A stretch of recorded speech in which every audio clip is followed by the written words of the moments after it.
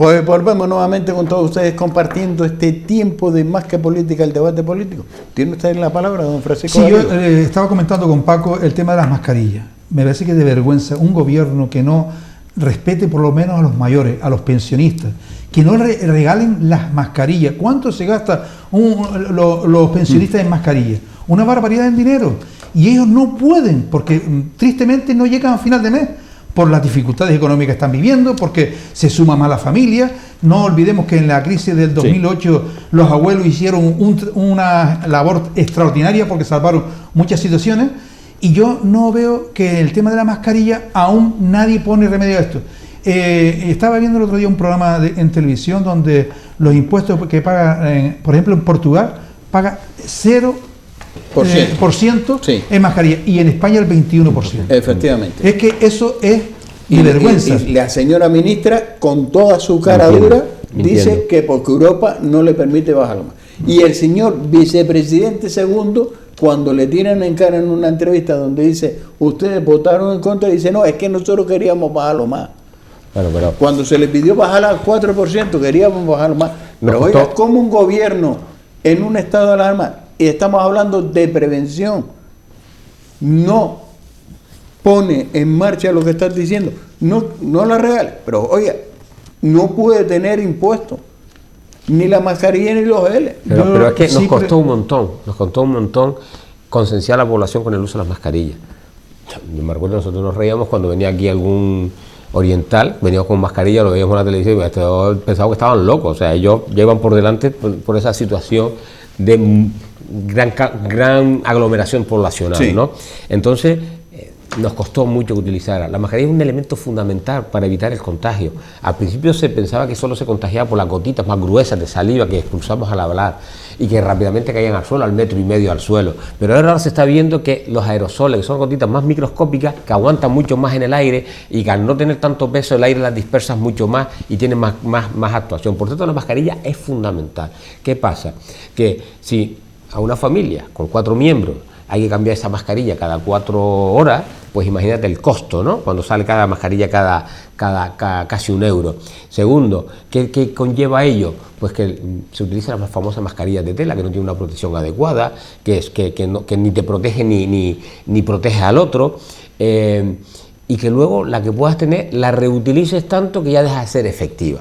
Por tanto, yo creo que desde el punto de vista de protección al ciudadano hay que tomar algún tipo de medida con los impuestos que están gravando este artículo de primera necesidad. En estos momentos no es un artículo de lujo, un artículo opcional, es un artículo de primera necesidad como el pan, porque un paciente ingresado a un hospital en una UBI, el costo económico es mucho más importante que quizás los impuestos a nivel de toda España, que quizás los impuestos que podemos perder por el IVA de esa... Pero si estamos diciendo que hay cientos, miles de familias en las colas de los bancos de comida que no llegan a final de mes para comer, ¿cómo van a tener para mascarilla? Claro. Entonces, ¿dónde está la conciencia de este gobierno que nos representa, sea el gobierno de Canarias o sea el gobierno de España? ¿Dónde está ese gobierno que está en defensa de la gente humilde que malamente pueden comer?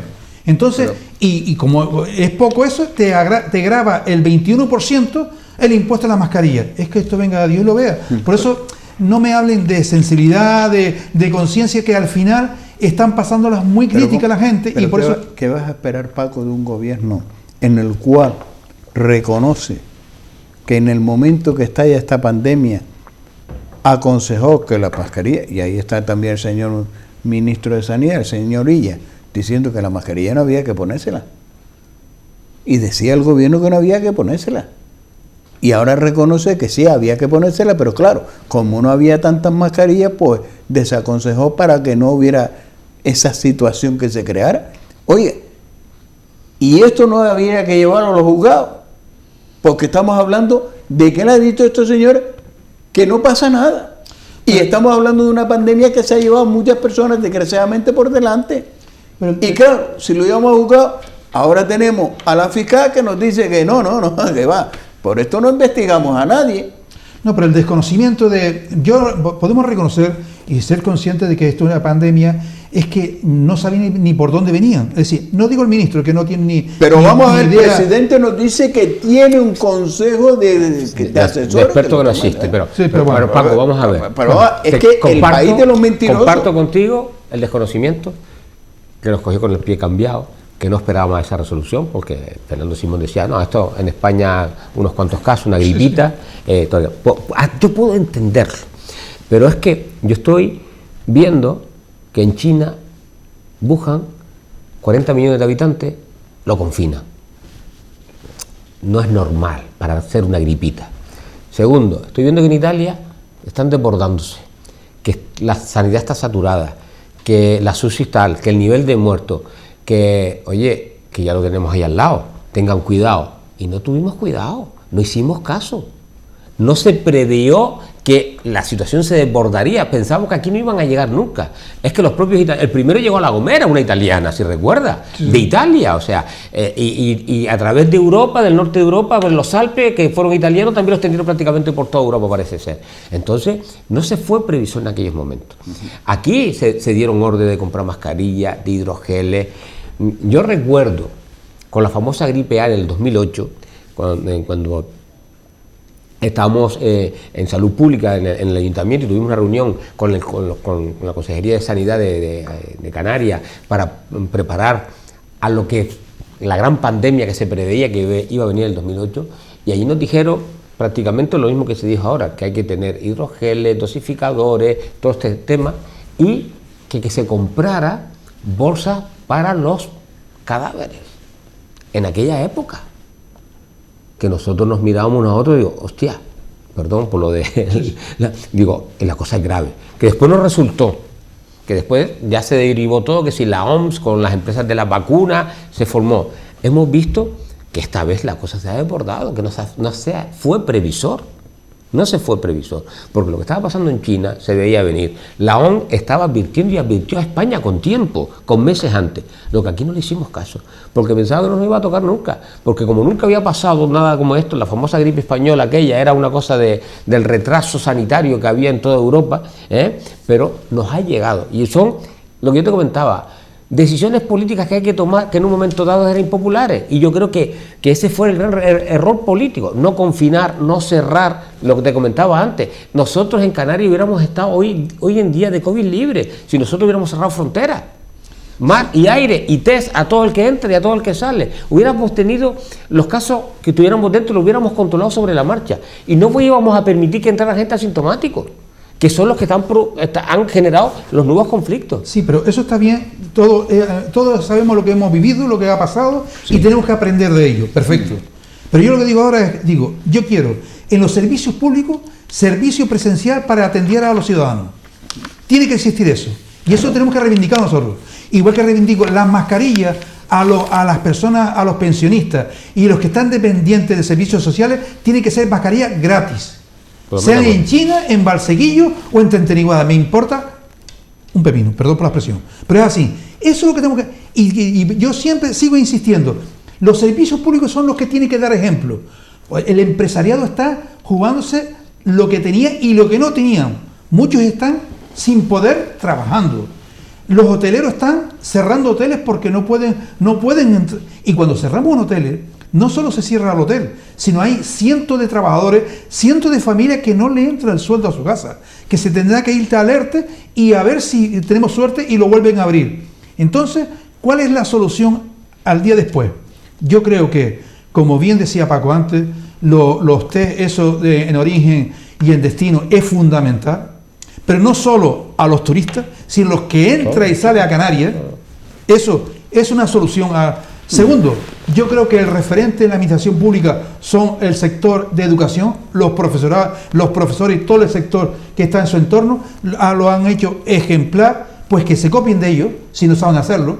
Y tercero, yo creo que te damos un avance más adelante. Yo creo que la gente están tomando conciencia, sinceramente, de cuál es la situación, se están cuidando. Yo tengo gente joven, mis hijas, tengo una hija de casi 20 años y tengo otra de 13 años y tengo otro con 40 y otro, y mis hijos, yo les veo a todos ellos con sus hijos, mi hija que está en la época de universidad, y veo que se cuida, que toma las medidas, que es responsable. Yo me siento orgulloso de ellos, y yo, igual que hablo de mi hija, hablo de la hija de ustedes, porque la mía no es mejor que la de ustedes, y son gente responsable. Es verdad que siempre hay algunos que se echan fuera de la órbita, pero no van a pagar las consecuencias ellos. Yo creo que lo razonable, lo lógico, es que, ¿cuál es la solución? Pues mire usted, que empiece el sistema público a funcionar, desde el Servicio Canario de Salud, siguiendo por el CEPE, la Seguridad Social, todo lo que es el servicio público que pagamos los ciudadanos con nuestros impuestos, pues a trabajar. Si es con mampara, si es con gel, si es con los protocolos que exige el COVID. Pero eso es una pena lo que están sufriendo estos ciudadanos porque no se sienten respaldados. Y yo puedo entender que los médicos pues están desbordados en la Seguridad Social, en el ambulatorio, y que hay muchos servicios. Yo, por ejemplo, cuando tengo que repetir el tratamiento, me parece fantástico que tú llames al médico y que lo haga mediante tu tarjeta sanitaria. Ya tenían que haberlo hecho 20 años antes. Y eso ha funcionado. Vale. Tenemos que reconocer que esas cosas están funcionando muy bien. Otras cosas no están funcionando, querido amigo. Y eso es lo que tenemos que resolver. Yo he visto en un centro de salud gente vomitando en el coche, horas allí fuera, y no le pueden dar ni un vaso de agua, no les atienden. No, el protocolo está bien, pero es que es un poco de humanidad, y yo creo que estas cosas tenemos que corregirlas. Hay muchas cosas que hay muchas cosas que mejorar. Que se salta en el protocolo. Hay muchas cosas que hay que mejorar, no cabe duda, y un sector, digamos, crítico que la ha pasado canuta, que son los que han estado en primera línea de batalla, ha sido el sector sanitario. El sector sanitario sin medios. Estamos hablando sin medios. Que el de los sectores profesionales, el más contagiado es el sector sanitario, con compañeros es lógico también, que han fallecido. Sí, que es un riesgo, pero mayor el riesgo cuando no tienen los medios. Claro. Cuando tú una mascarilla, que no es la FFP2, sino las quirúrgicas estas, te dan una para el día. En aquellos momentos, cuando no tenían batas, tú has visto muchas imágenes, batas de plástico, bolsas de basura. En definitiva, se han enfrentado al gran golpe de esta pandemia sin los medios adecuados. Y claro, eso ha hecho unos controles súper estrictos de protocolos, de actuaciones, y que conlleva muchas veces situaciones como la que tú estás comentando. Sí, pero que hay que corregirlo, Paco. Eso es lo que estamos planteando. Pero para corregirlo, como tú dices, el político, los que están al frente, tienen que tomar decisiones.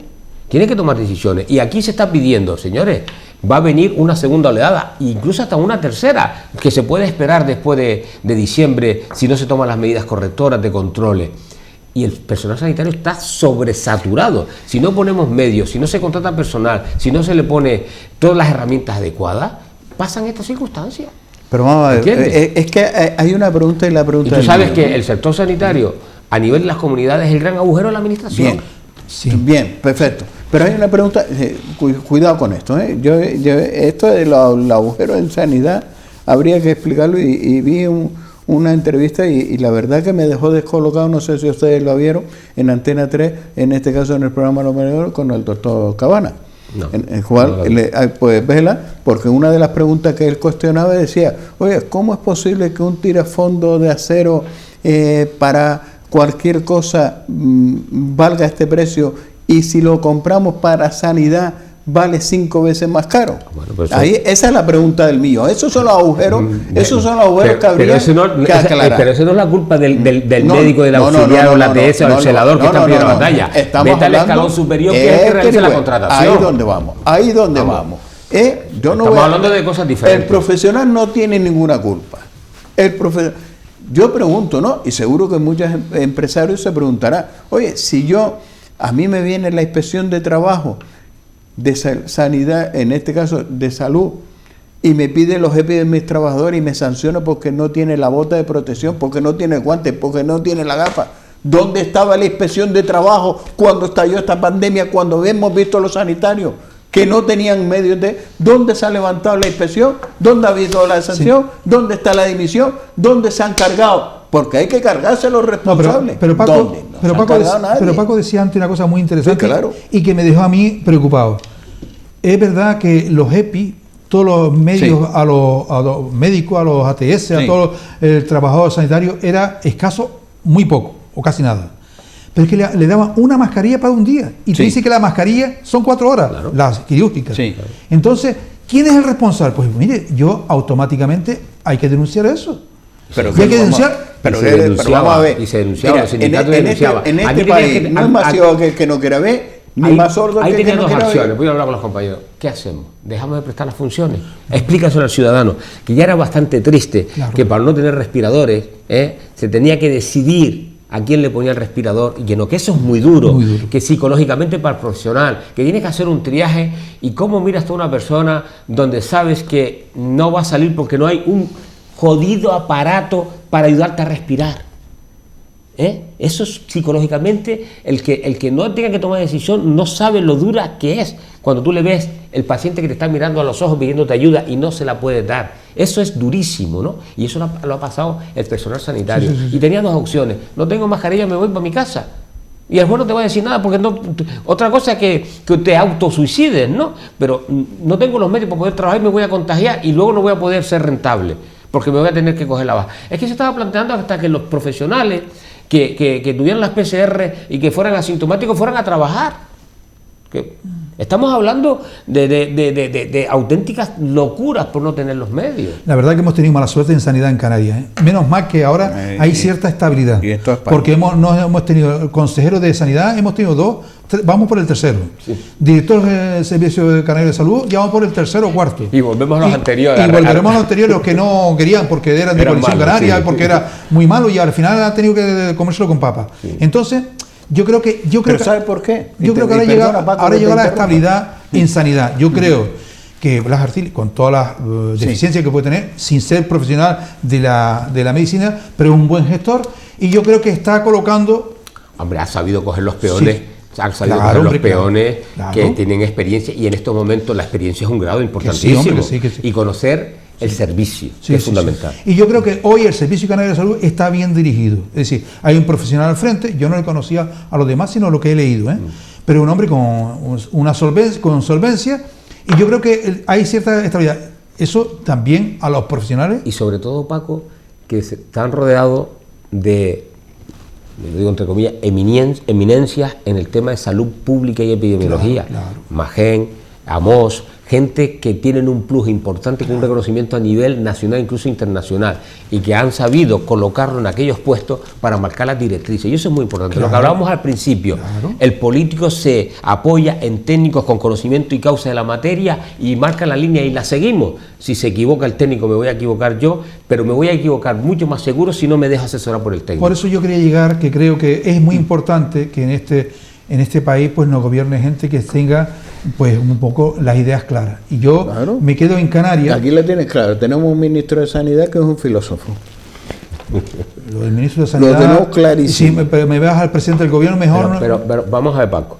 Tú puedes ser filósofo. Sí. Y puedes ser un excelente ministro de Sanidad. Sí. Si tú tienes un equipo detrás que te asesore, te marque las directrices, el desarrollo con las comunidades, las competencias, pero cuando le comentan a la población que tenemos un gabinete de expertos que está marcando las directrices del COVID, de los protocolos y las actuaciones, y le preguntamos quiénes son los expertos, ya le daremos la lista, y al final no hay lista, no hay expertos, no hay comité, entonces estamos demostrando que, nos han tomado el pelo. Que nos ha tomado el pelo y que nunca podrá ser un buen ministro de Sanidad, porque pero es que no está en posición de la verdad. Nos han tomado el pelo cuando ha habido más de 50.000 personas que desgraciadamente han perdido la vida. Sí.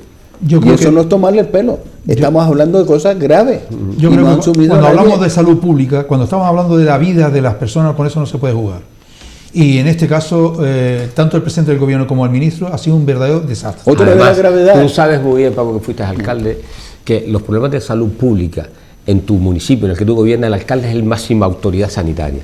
Y si tú recibes un informe de un técnico, mire que hay un problema de salud pública, y tú no actúas, el responsable vas a ser tú. Claro. Es que, y yo como técnico, si tú no actúas, tengo la obligación de ir a juzgado. Señor juez, va a pasar o puede pasar, y mi alcalde no ha cerrado o no ha presentado este local, por decir. Sí. Porque hay un peligro de salud pública, por una mala higiene, una mala manipulación, y hay un riesgo que enferme la población.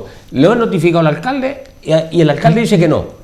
Ha juzgado, yo me resuelvo, y tú sabes que tú vas a ser responsable. Claro que sí. Porque la salud en este momento es sagrada. Fíjate lo grave que es este país y la gravedad de esta pandemia, que ha dejado a todos con el culo al aire, y perdón con la palabra, así de claro, por lo menos del gobierno.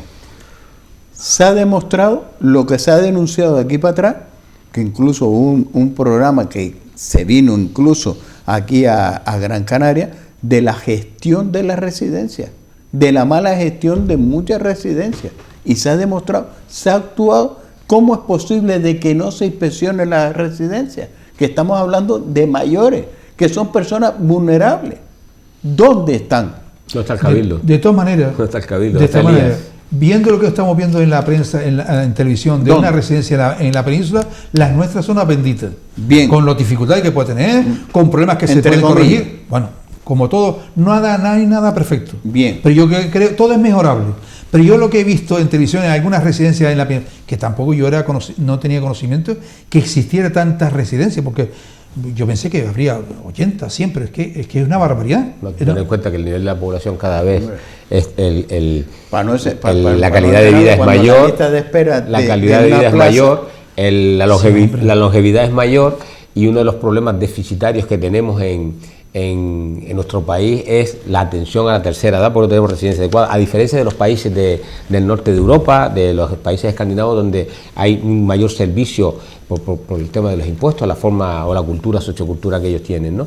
Y aquí siempre las residencias han sido residencias, entre comillas, prácticamente de tenerlos allí y que sobrevivieran.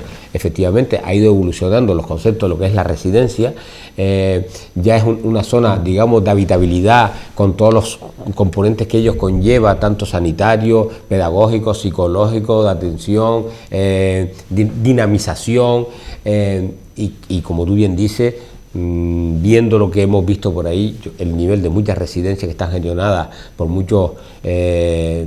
muchos municipios, a través del Cabildo, a través de Elías, pues podemos decir que tenemos una calidad importante, ¿no? Mejorable sí, pero buena. De todas maneras, la cultura nuestra, la cultura en la cual yo me muevo, la que yo he heredado de mis padres, la que intento transmitirle a mis hijos, no sé si lo conseguiré. La cultura nuestra es vivir nuestra vida pues lo más cercano posible a la familia, a nuestro entorno, a nuestro hogar, el salir a tomarte el cafecito al lado, en fin. Tenemos otro concepto de lo que tiene en otros países nórdicos. Lo que pasa es que la cultura que tú estás diciendo es, si nosotros a nuestro familiar lo internamos en una residencia, parece que lo estamos abandonando, ¿no? Porque la residencia antes era para sobrevivir malamente. Ahora el concepto de residencia ha cambiado notablemente. Hay asistencia médica, fisioterapia, psicología, dinamización. Es el concepto totalmente diferente. Paco, aunque tenga cine. Eso es otra cosa. Sí. Eso tú no lo vendas porque no Paco, pero es que hay situaciones de que hay pacientes que en el ambiente familiar no pueden la atención y un componente gravísimo. Claro, y luego, por ejemplo, el Alzheimer, una persona. Exactamente. El castigo para esa familia es criminal. Hablamos de que antes los núcleos familiares, en las casas, en la familia tenía 4 o 5 hijos y se turnaban. Pero ahora dime cómo puede ser cuando la tendencia es 1, 2, tiramos un volador o 0. No, hombre, ese problema no es ese. El problema es que antes los hijos cuidaban a los padres y hoy no lo sé. No, hoy no. Hoy no. Esa diferencia, así, dura y dura. Es que la cultura ha ido cambiando, cambiando. Eso no es cultura, eso es otra cosa. Sí, es cultura, porque al final es una forma de vida, es una forma de vida. Otra cosa son cómo ha ido evolucionando en la forma de pensar, antes el duelo, ¿cómo se llevaba aquí? La viuda o el viudo, un año vestido de negro y con pañuelo.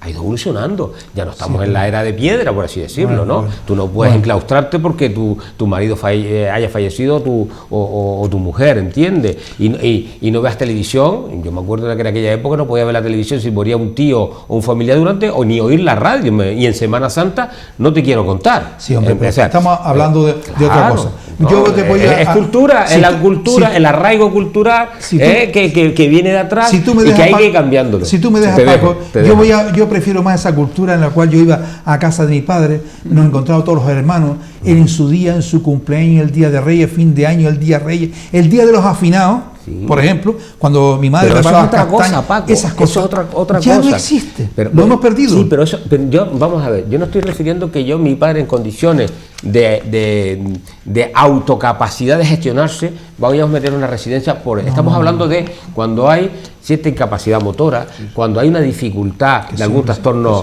mental, de hay una invalidez que pacientes encamados, cuando te tienes que dedicarle 24 horas y tú trabajas, tu mujer trabaja y tienes que contratar a una persona y no tiene los medios económicos, y estamos hablando de situaciones no de abandono porque quiero quitarle a mi padre encima. Estamos hablando de situaciones de enfermedad. Oye, para mí la cultura del potaje de berro en la mesa, toda la familia, es fundamental porque es la convivencia con los hijos. Pero fíjate la cultura que nos quiere plantear y respetable el Paco. Pero fíjate la cultura donde he llegado, no solo los hijos, sino los que nos gobiernan. Fíjate tú la red que tenemos en servicio social y el control que hay. No, es real. ¿Cuántas personas mayores han fallecido desgraciadamente en sus casas y nos venimos a enterar a la semana porque está oliendo? No hay un control. Pero yo, Paco, en esto quiero sacar una defensa en las residencias, en los centros asistenciales, que yo creo que son muy interesantes. No quiero que con mis palabras se vea un rechazo hacia ellos. Yo soy de los que lo he vivido con familiares ahí y he estado día por día, todos los días. Es decir, yo lo conozco y yo creo que es necesario. Y después hay enfermedades, hay momentos, hay los centros de día, hay momentos que se pueden equilibrar o compaginar una cosa con la otra. Todo eso me parece muy bien. Y yo entendía, lo que pasa es que yo soy mucho más mayor que ustedes y puedo hablar de que, claro, las residencias antes... Tiene miedo. No, hombre, no, claro, soy mucho más mayor y me estoy curando en salud. Pero no, ¿sabes lo que ocurre? Que antes las residencias era para la gente que no tenían familia, para los que venían solos. Y el concepto de residencia de antes no es nada. No tiene que ver con lo de ahora. Por eso yo digo que lo he vivido de forma cercana y he conocido a los profesionales y son gente magnífica, maravillosa. Otra cosa muy distinta es lo que tú deseas para tu vida, es otra cosa.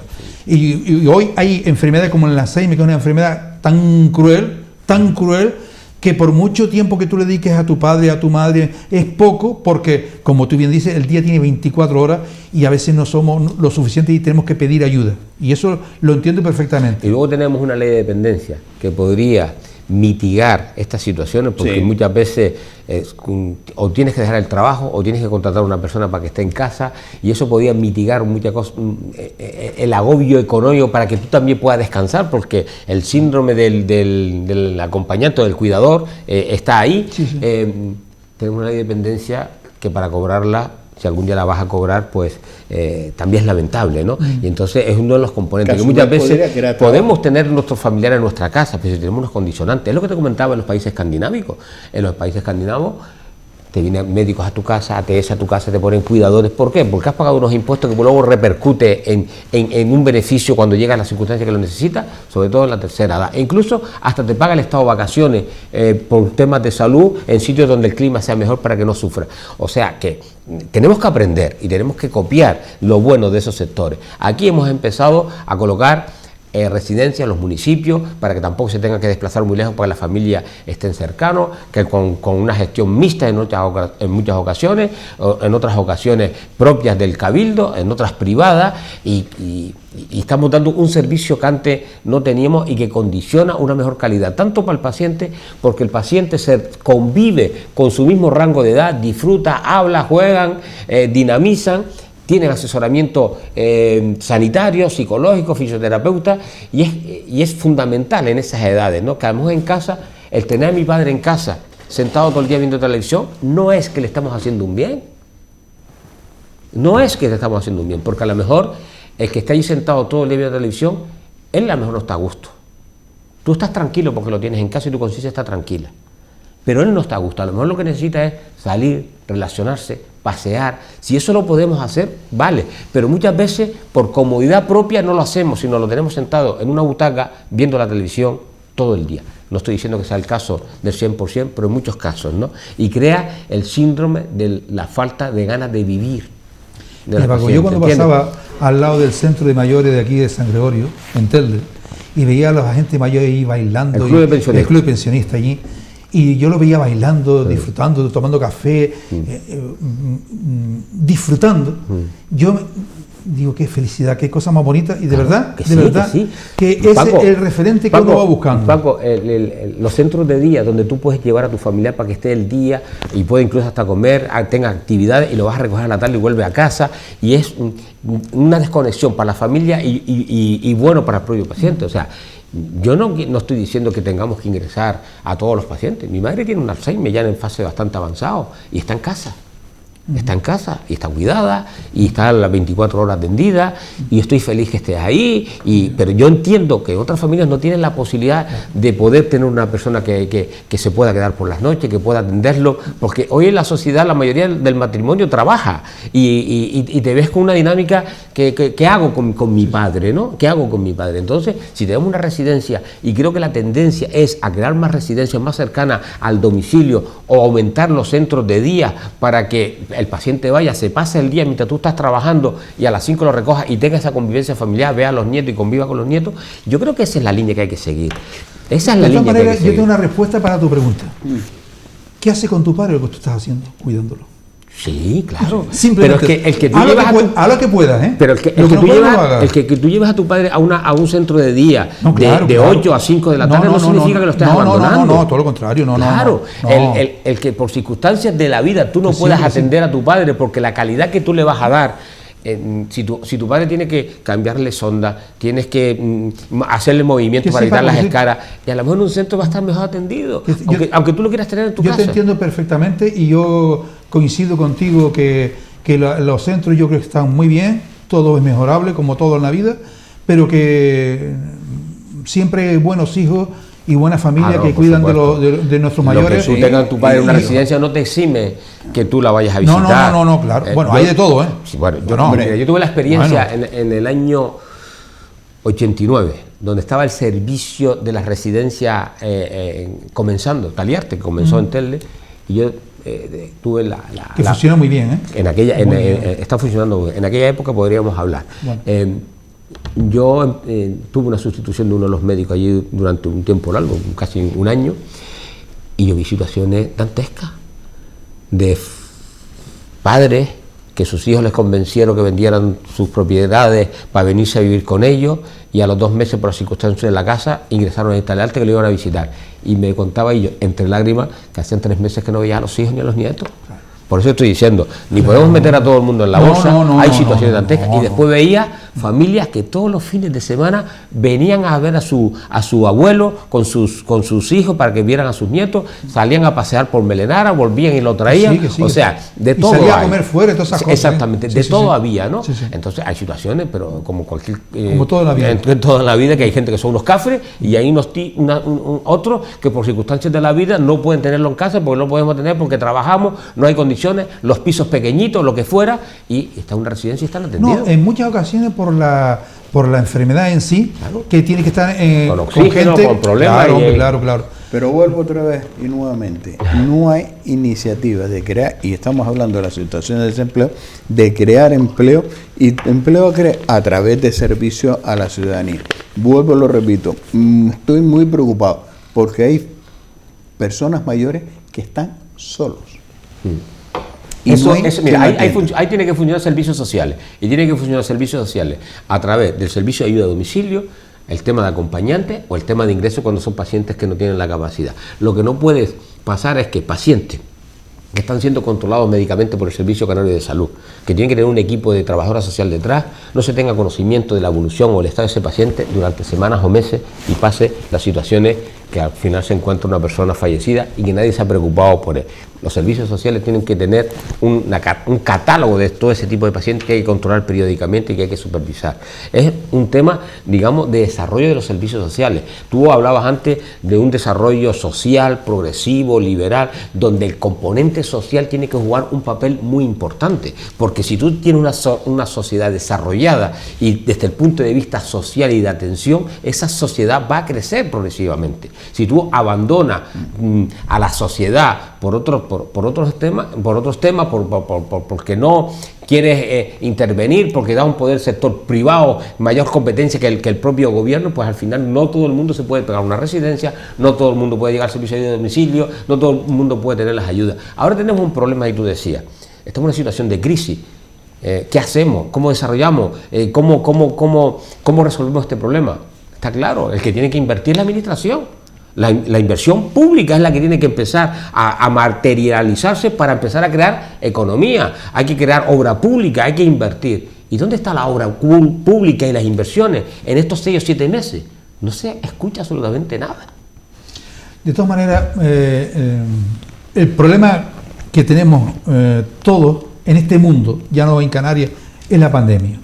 La pandemia, hasta que no consigamos una vacuna, que yo tenía muchas esperanzas en la de Oxford, pero parece que esto nos ha salido mal. La vacuna se dieron falsas expectativas. Entonces, el mismo ministro decía, que ante diciembre ya tenemos una vacuna. Digo, porque cuando se vacunen ellos y toda su familia... Sí, una vacuna necesita casi 1 año y medio de pruebas para evitar consecuencias como las que han pasado, reacciones adversas. Pero después, si no aparece una vacuna, no aparece un fármaco que por lo menos mitigue un poco este problema. Tampoco. Esto es complicado. Entonces, pero vamos a ver, cuando yo veo ese mensaje de la vacuna, de que tiene que llegar la vacuna, yo creo que eso es un mensaje temerario. Y te explico por qué creo que es temerario. Porque le estás dando un mensaje a la sociedad de que ya te vacunas y ya eres inmune. Te pongo una vacuna y ya, venga, de belingo todo el mundo que aquí no pasa nada. Yo creo que es un mensaje esperanzador. La vacuna es igual que te vacunas con la gripe. Ahora te estás vacunando con la gripe, con la cepa más controlar porque no sabemos cómo va a evolucionar este virus, porque todavía no tiene ni pajonera idea. Cuando venga esa vacuna, ¿cómo va a evolucionar? Todavía no se sabe si los anticuerpos que puede generar esa vacuna son duraderos o qué tiempo, y que luego tendrás que volver una segunda dosis para retener anticuerpos, porque si no ya los pierdes y te vuelves a hacer. Pues nada, que los primeros que hacen los PCR fueron los diputados y todas esas cosas, porque la vacuna se la pongan ellos primero, a ver cómo funciona. Coño, pues estaban diciendo, no, a la gente mayor son los que vamos a vacunar. Mira, yo creo que es fundamental tener el respeto a este proceso y empezar a intentar normalizar. ¿Y cómo intentamos normalizar? Con todas las medidas personales de protección y colectiva, mascarilla en condiciones, hidrogel, distancia, higiene y por supuesto evitar aglomeraciones, todas las medidas que se están tomando, y empezar a reactivar la economía para que la gente, como tú digas, empiece a cambiar el chip psicológico de la paranoia, del temor, del miedo, a reactivar la economía. Y ahora mismo el único sector que puede reactivar la economía es el sector público, porque es el que está en condiciones y tiene que hacer inversión pública, obra pública, y la obra pública genera un comercio alrededor y hay una reactivación y hay que ser consecuentes. Si no se activa esa inversión pública, no se activa la economía, y las personas que ahora mismo están en su casa agobiadas por la pandemia, con miedo ya, hay miedo a saludar, hay miedo a ir a sitios públicos. Tú lo decías al principio, mira, es que yo no salgo de casa, prefiero no salir porque me preocupa. Entonces, ese temor hay que empezar a derivarlo a que la economía genere y que la gente empiece a pensar que se está normalizando la situación con las medidas de controles personales de protección. Pero yo creo, Paco, que ese tipo de medidas se están cumpliendo. Yo en el entorno donde yo me veo, a toda la gente joven, mayor, todos van cumpliendo esos protocolos que se están diciendo. La gente ya antes te va a saludar, ya te saluda, en fin. Yo creo que eso la gente se han ido educando, nos hemos acostumbrando. Y hombre, creo que en ese... Eso se ve reflejado, Paco, en la curva en Canarias. Es decir, siempre habrá algún pico por alguna locura, pero es lo que tú has dicho, la mayoría de la gente es consecuente y está tomando las medidas oportunas para evitar. Exactamente, eso está claro. Pero a esto nos falta el sector económico, que vale, yo puedo tomar todas las medidas, pero ¿y qué le doy de comer a mi familia? Claro, efectivamente. ¿Qué le doy de comer a mi familia, señores? Que no tengo ni para comprar mascarilla. Don Francisco Valido, don Francisco Pérez. Pasó el tiempo. Un placer tener los dos sentados en esta mesa de debate y compartiendo este tiempo de tocar temas de actualidad. Muchas gracias por invitarnos y ha sido todo un placer. Don Francisco, lo propio. No, lo mismo que el compañero. El debate yo creo que ha sido muy ameno. Se nos ha pasado, por lo menos a mí, el tiempo rapidísimo. No sé si ha hablado mucho o no deja hablar aquí al contertulio, pero bueno, ha sido también un placer estar aquí hoy. Lo dicho, gracias a los dos por estar con nosotros y a ustedes también, por supuesto, 1.000.000 de gracias por ser cómplices una noche más compartiendo este tiempo de televisión. Ahora le dejamos con la programación de Canal 4 TV. Muchas gracias por su atención.